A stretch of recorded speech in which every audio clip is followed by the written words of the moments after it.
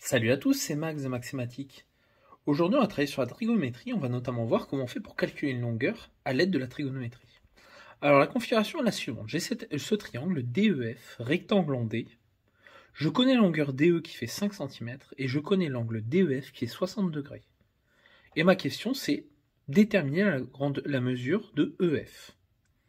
Alors, comment on va faire ça? Donc déjà, la première étape, c'est, je suis dans un triangle rectangle, j'ai deux possibilités pour calculer une longueur.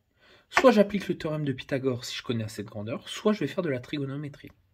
Ici, je connais qu'une seule grandeur et un angle, ça veut dire trigo. Donc là, maintenant, on va essayer de comprendre et de savoir ce que l'on connaît. Repérer les grandeurs que l'on connaît et ce que l'on cherche. Donc on cherche EF, c'est l'hypoténuse. Donc, vu que je vais chercher l'hypoténuse, va falloir forcément que j'utilise une formule qui utilise l'hypoténuse dans sa formule. Donc déjà, ça va m'éliminer la tangente. Parce que, comme vous le savez, à l'aide de casse-toi, on se rend vite compte que la tangente, c'est l'opposé sur l'adjacent. Et ça n'utilise pas l'hypoténuse. Donc, si on utilise la formule de la tangente, on ne pourra pas calculer EF. Donc maintenant, il faut qu'on repère, est-ce qu'on va utiliser le cosinus ou le sinus? Donc par rapport à l'angle que l'on connaît, l'angle DEF, le côté que l'on connaît ED, c'est plutôt son côté adjacent ou son côté opposé? Est-ce qu'il se trouve en face de lui ou il est collé à lui? On voit qu'il est collé à lui, donc c'est son côté adjacent. Donc ça veut dire qu'on va utiliser la formule du cosinus. On a éliminé les deux autres formules, ce sera ni la tangente ni le sinus. Donc on est parti pour notre rédaction en utilisant la formule du cosinus. Donc dans notre triangle DEF rectangle en D, on a quoi? On a le cosinus de l'angle DEF qui est égal à DE son côté adjacent sur EF son hypoténuse. On va remplacer par les grandeurs que l'on connaît. Allez, c'est parti.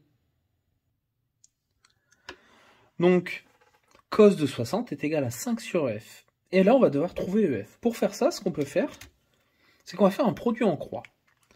Et pour faire notre produit en croix, on va rajouter un sur 1 sous notre cosinus de 60. Et là, on se retrouve donc à faire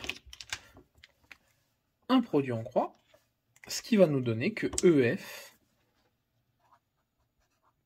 sera égal à 5 fois 1 divisé par cos 60. 5 fois 1, ça fait 5. Et après, on fait la calculatrice. 5 fois 1 divisé par cos 60, ce qui va nous donner 5 divisé par 0,5. Et 5 divisé par 0,5, ça va nous faire 10. Donc EF est égal à 10 cm. Voilà, j'espère que cette vidéo t'aura plu. N'hésite pas à t'abonner pour voir toutes mes autres vidéos de trigonométrie, ainsi que celle de niveau 3e. Allez, ciao!